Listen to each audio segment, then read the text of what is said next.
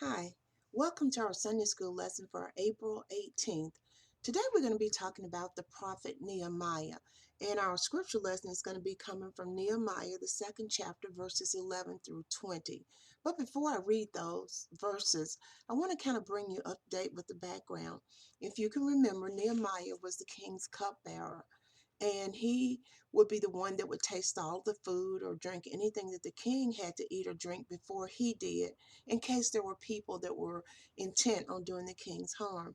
So naturally, down through the years, the king had come to trust Nehemiah.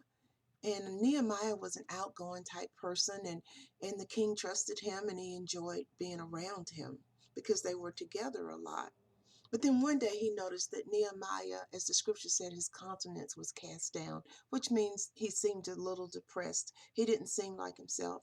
And when the king inquired of him what the problem was, he told the king that he'd gotten news from home that the city of Jerusalem had been destroyed, that the gates were torn down, that it didn't even look like the city that he grew up.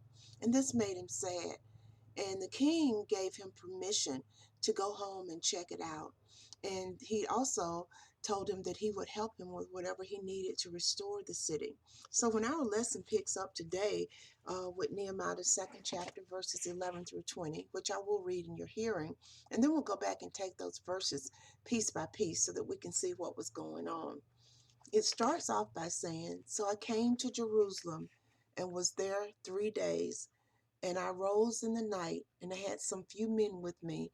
Neither told I any man what my God had put in my heart to do at Jerusalem. Neither was there any beast with me, save the beast that I rode on. And I went out by night by the gate of the valley, even before the dragon well, and to the dung port, and viewed the walls of Jerusalem, which were broken down, and the gates thereof were consumed with fire. Then I went on to the gate of the fountain and to the king's pool, but there was no place for the beast that was under me to pass. Then went I up in the night by the brook, and viewed all of the wall, and turned back, and entered by the gate of the valley, and so returned. And the rulers knew not whither I went or what I did, neither had I as yet told it to the Jews, nor to the priests, nor to the nobles, nor to the rulers, nor to the rest that did the work.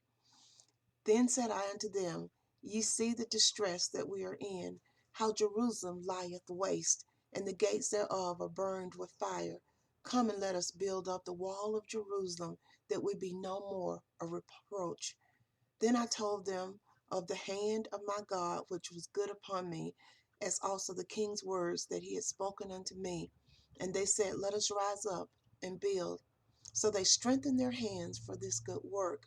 But when Sanballat the Horonite, and Tobiah the servant, the Ammonite, and Geshem the Arabian heard it, they laughed us to scorn, and despised us, and said, What is this thing that you do? Will ye rebel against the king? Then answered I them, and said unto them, The God of heaven, he will prosper us. Therefore we his servants will arise and build. But you have no portion, nor right, nor memorial in Jerusalem.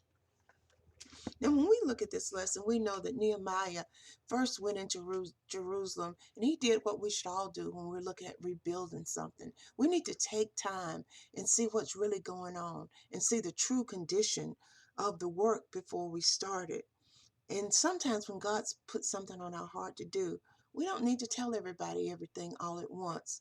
We need to be sure and be obedient to what he's calling us to do. So we see here that Nehemiah came to Jerusalem, and he stayed there 3 days. But he got up in the nighttime, and he walked around the city, and he rode around the city in some places. And he said he had a very few men with him, but he didn't tell them what God had put in his heart to do in Jerusalem. And he didn't carry any extra beasts with him except the beast that he rode on. And he said he went in, and he went in by night through the gate on the side of the valley.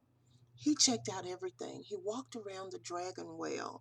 He went to the dung port, and he viewed the walls of Jerusalem. Now remember, for a city to be safe, it was walled in to make it hard for enemies to attack it. But when he looked around, Jerusalem's walls were broken down and the gates were consumed with fire. So he could tell that the city had been attacked and had been burned and that it had no protection in and of itself. And this made him sorrow. And then he went on and he kept walking around the city and looking around the city. And he went to the fountains and he went to the king's pool. But there was no place for the beast that was under him to pass. All these places had been torn down or fallen down. So the horse or the donkey or whatever he was riding couldn't pass through the gate. So he would have to get off and go around it another way.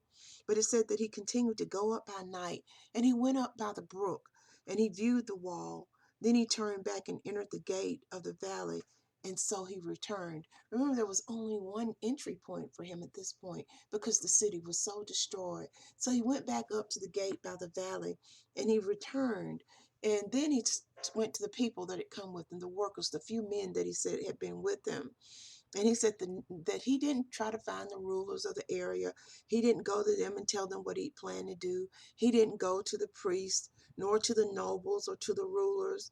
He just decided what he was going to do and what work needed to be done in that city. But he did go back to the men that were with him, and he told them, now that I see what distress Jerusalem is in, which means he saw the condition of Jerusalem, how it had been burned by fire, how the gates were fallen down, how the walls had been torn down. He told them, he says, through the hand of my God, he says, we are going to do a good thing. We're going to rebuild this city. And he says that God had spoken this to his heart.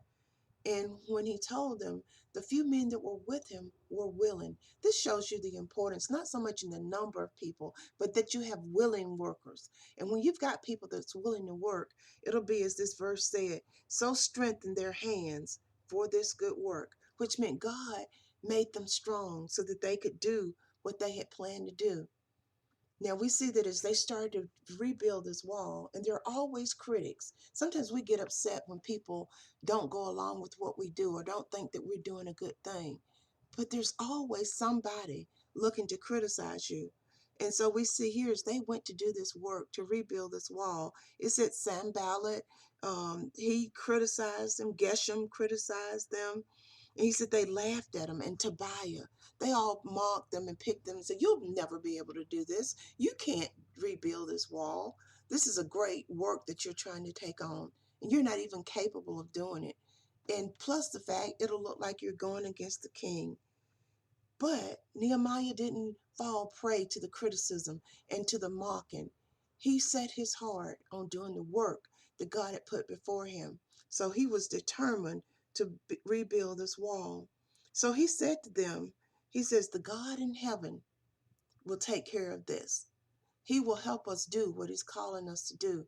He will help us rebuild the walls of Jerusalem. And he even went on and told Sanballat and Tobias and Geshem, he says, this is nothing to you. This is not your hometown. This means nothing to you. You have no portion nor right in the memorial of Jerusalem. Sometimes you've got to make sure you have people that are as vested as you are in a project.